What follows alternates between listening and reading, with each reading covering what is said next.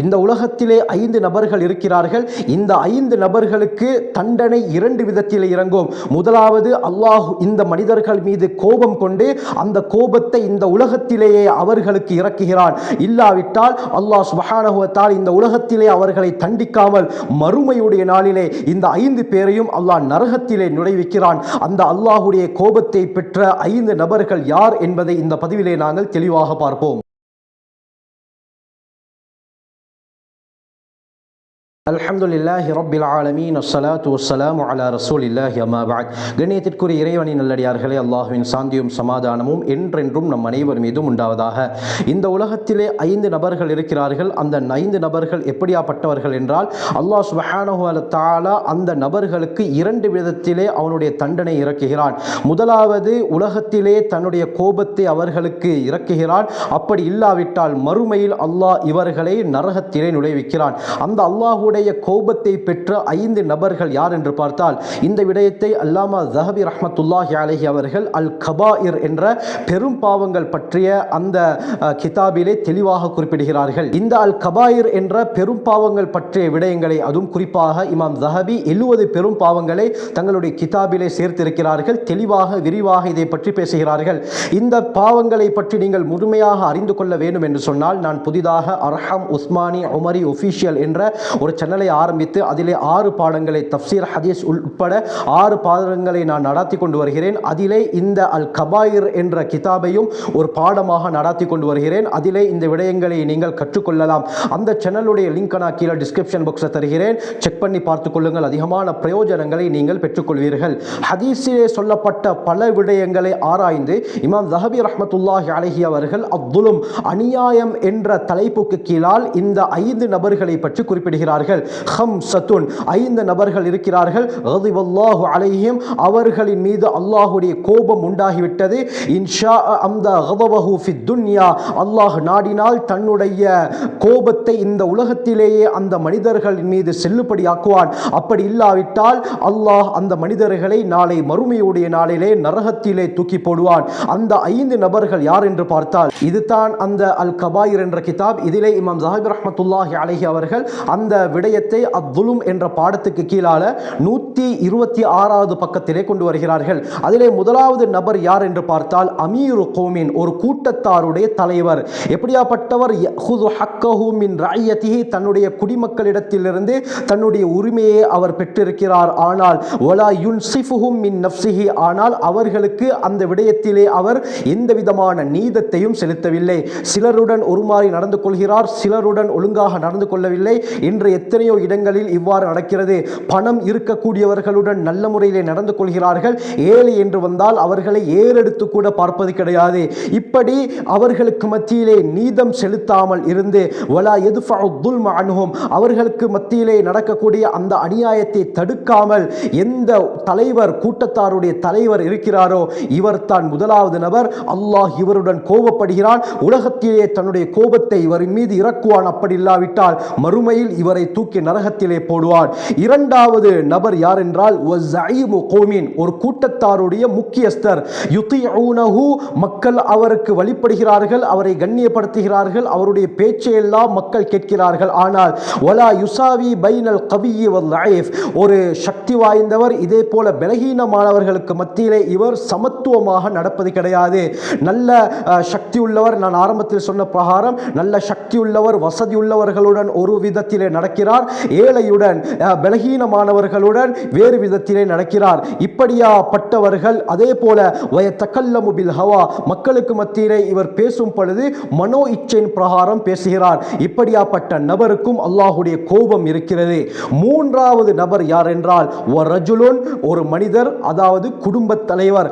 லா யஅமுரு அஹ்லஹு வ வலதஹு பி தாஅத்தில்லாஹ், அல்லாஹ்வுக்கு வழிபடும் விடயத்திலே தன்னுடைய குடும்பத்தாரையும் தன்னுடைய குழந்தைகளையும் ஏவ அறிவாத மனிதர் என்று இமாம் ஸஹாபி ரஹ்மத்துல்லாஹி அலைஹி கூறுகிறார்கள். இதே போல வலா யுஅல்லிமுஹும் அம்ர தீனிஹிம், அவர்களுக்கு மார்க்கம் சம்பந்தப்பட்ட எந்த ஒரு விடயத்தையும் இவர் கற்றுக் கொடுக்காமல் இருந்தால் இவரும் அல்லாஹ்வுடைய கோபத்தை பெற்ற மனிதர். உலகத்திலே அல்லாஹ் தன்னுடைய கோபத்தை இறக்குவான். அப்படி இல்லாவிட்டால் மறுமையில் இவரை நரகத்திலே தூக்கி போடுவான். ஆகவே குடும்ப தலைவர்கள் தன்னுடைய பொறுப்பை பற்றி அல்லாஹ்விடத்திலே கேட்கப்படும். ஹதீஸில் ஸல்லல்லாஹு அலைஹி வஸல்லம் தெளிவாக சொன்னார்கள், புகாரியுடைய ரிவாயத், அலா குல்லுக்கும் ராயின், மக்களை அறிந்து கொள்ளுங்கள், நீங்கள் அனைவரும் பொறுப்புதாரிகள், வகுல்லுக்கும் மஸ்ஊலுன் அன் ரஅய்யத்திஹி, ஒவ்வொருவரும் தன்னுடைய பொறுப்பை பற்றி மறுமை நாளிலே விசாரிக்கப்படுவீர்கள் என்று ஸல்லல்லாஹு அலைஹி வஸல்லம் அவர்கள் தெளிவாக சொல்லியிருக்கிறார்கள். ஒரு கூட்டத்தாருடைய தலைவராக இருந்தார், தன்னுடைய கூட்டத்தாருடைய விடயத்திலே எவ்வாறு நடந்து கொண்டீர் என்று அல்லாஹ் கியாமத்துடைய நாளிலே கேட்பான்.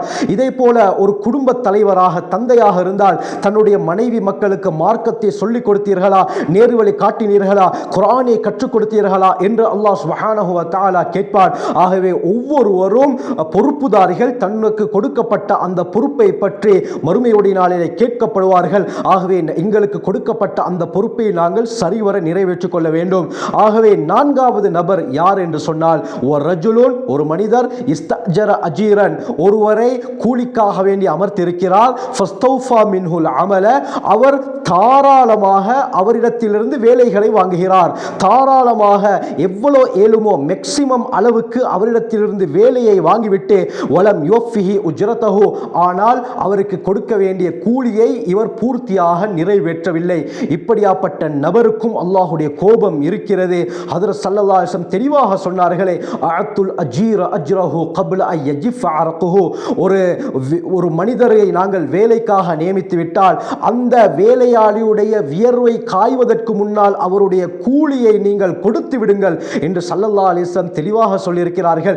இந்த ஹதீஸுக்கு கீழால மார்க்க அறிஞர்கள் என்ன கூறுகிறார்கள் என்றால், ஒரு மாற்று மத சகோதரர்கள், அது யூதராக இருக்கலாம் அல்லது கிறிஸ்துவராக இருக்கலாம் அல்லது நெருப்பை வணங்கக்கூடியவர்களாக இருக்கலாம், யாரை நாங்கள் வேலைக்கு அமர்த்தினாலும் அவருக்கும் இதே சட்டம் தான். நாங்கள் எந்த அளவுக்கு அவரிடத்திலே வேலையை வாங்குகிறோமோ அந்த அளவுக்கு அவருக்கு கூலியை நாங்கள் பூர்த்தியாக கொடுக்க வேண்டும்.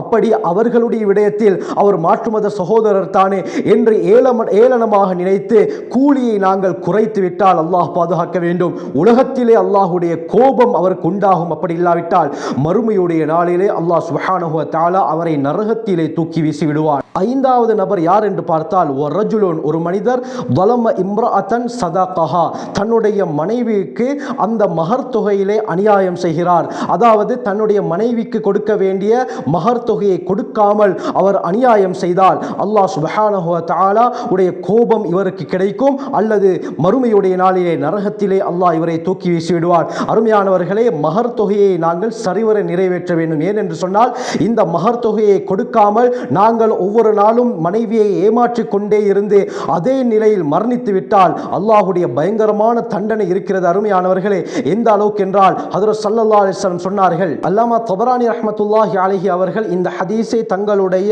அஸ்ஸகீர், இதே போல அல்-அவ்ஸத் என்ற கிதாபிலே பதிவு செய்திருக்கிறார்கள். இதே போல இப்னுல் முன்திரி ரஹ்மத்துல்லாஹி அலைஹி அவர்கள் அத்-தர்கீப் வத் தர்ஹீப் என்ற கிதாபிலும் இந்த ஹதீஸை கொண்டு வருகிறார்கள். மைமூன் அல்-குர்தி அவர்கள் தங்களுடைய தந்தையின் மூலமாக ரிவாயத் செய்கிறாங்க, ஹஜ்ரத் ரசூலுல்லாஹி ஸல்லல்லாஹு அலைஹி வஸல்லம் அவர்கள் சொல்வதை நான் கேட்டிருக்கிறேன், ஐயுமா ரஜுலின் தஸவ்வஜ இம்ரஅத்தன் அலா மா கல்ல மினல் மஹ்ரி அவ் கஸுர, எந்த மனிதர் ஒரு பெண்ணை குறைவான மஹருடைய அளவுக்கோ அல்லது கூடிய ஒரு தொகைக்காக வேண்டி திருமணம் முடிக்கிறார், ஆனால் லைஸ ஃபீ நஃப்ஸிஹி அய்யுஅத்திய இலைஹா ஹக்கஹா, அவருடைய உள்ளத்தில் அந்த மஹருடைய தொகையை நிறைவேற்றுவதற்குரிய எந்த ஒரு ஐடியாவும் எந்த ஒரு யோசனையும் இவருக்கு இல்லை, அதை கொடுப்பதற்குரிய எந்த ஒரு யோசனையும் இல்லாமல் அவர் இருக்கிறார். ஹதஅஹா, அந்த மனைவிக்கு இவர் மோசடி செய்து கொண்டே இருக்கிறார். அந்த மஹர் தொகையை கொடுக்காமல் இவர் மோசடி செய்து கொண்டே இருந்து ஃபமாத, அதே நிலையில் இவர் மரணிக்கிறார். வலம் யுஅத்தி இலைஹா ஹக்கஹா, அந்த மனைவிக்கு கொடுக்க வேண்டிய ஹக்கை நிறைவேற்றாமல் இவர் மோசடி செய்த நிலையில் மரணித்தால் லக்கியல்லாஹ் யௌமல் கியாமா, கியாமத்துடைய நாளிலே அல்லாஹுவை இவர் வஹுவ ஜானின், விபச்சாரம் செய்த நிலையில் சந்திப்பார் என்று ஸல்லல்லாஹு அலைஹி வஸல்லம் சொன்னார்கள். எந்த அளவுக்கு பயங்கரமான ஒரு பாவம். அருமையானவர்களே, மஹர் தொகையை நாங்கள் கொடுப்பதற்கு முடிவு செய்துவிட்டால் அதை உடனடியாக கொடுத்து விட வேண்டும்.